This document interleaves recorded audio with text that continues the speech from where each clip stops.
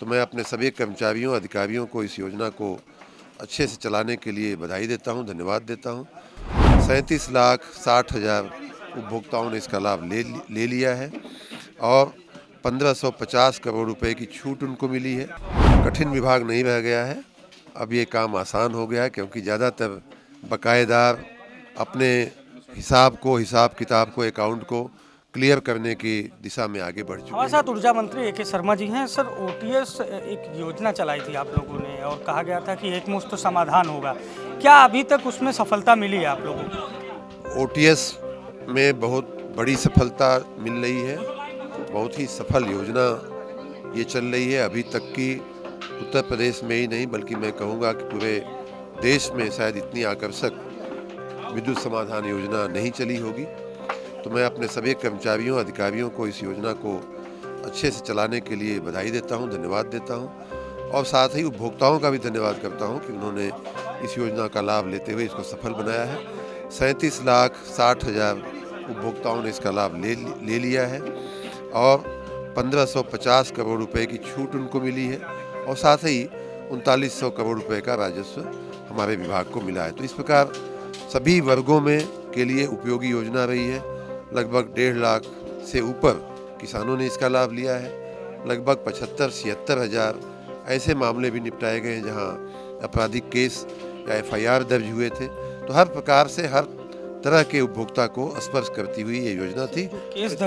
जो केस दर्ज हुआ था वो अगर अपना पूरा बिल जमा करते हैं तो क्या उनके केस को स्विच किया जाएगा? ये एक सवाल। बिल्कुल बिल्कुल, वो केस ज़्यादातर 2 तरह के होते हैं। एक तो ये कि जो बकायेदार हैं, बार बार कहने के बावजूद भी जमा नहीं करते हैं, उनके खिलाफ आरसी कटती है, रेवेन्यू की प्रोसेस होती है, राजस्व की प्रक्रिया होती है।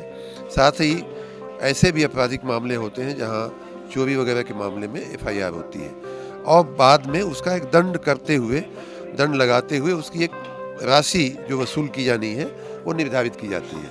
आपको मालूम है कि इस बार 65% तक उस राशि में छूट देते हुए हम लोगों ने इस योजना में उसका समावेश किया था और इसलिए बहुत से लोगों ने लाभ लिया है। सर, एक आखिरी सवाल है, ये कठिन विभाग है और इसमें इस तरह से अगर आप रेवेन्यू के लिए कार्यक्रम चला रहे हैं, क्या आगे भी इस तरह के कार्यक्रम चलाएंगे? क्योंकि बहुत पैसा बकाया है पावर कॉर्पोरेशन का।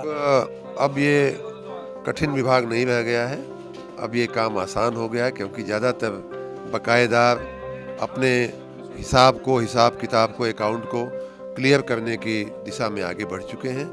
आपने जैसा देखा कि 37-38 लाख बकायेदार जो थे उन्होंने अपना सब कुछ निपटारा किया है, तो अब कठिनता इसमें कोई नहीं है। ये हमारे साथ उत्तर प्रदेश सरकार के ऊर्जा मंत्री ए के शर्मा थे, जिन्होंने साफ तौर पर ओटीएस योजना को लेकर जानकारी दी। ओटीएस योजना 30 नवंबर के महीने में शुरू हुई थी और 31 दिसंबर तक ये ओटीएस योजना चलेगी और इस ओटीएस योजना के तहत जो बकायेदार हैं उनसे अपील की जा रही है कि पावर कॉर्पोरेशन का जो बकाया धनराशि है उसको जमा करें और छूट के साथ उनको अलग अलग सेक्टर में छूट भी दी जा रही है।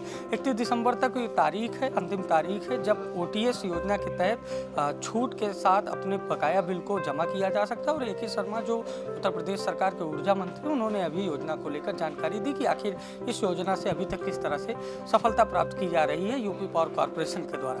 लखनऊ से सहयोगी आयुष सोनी के साथ अभिषेक शर्मा, द लीडर हिंदी।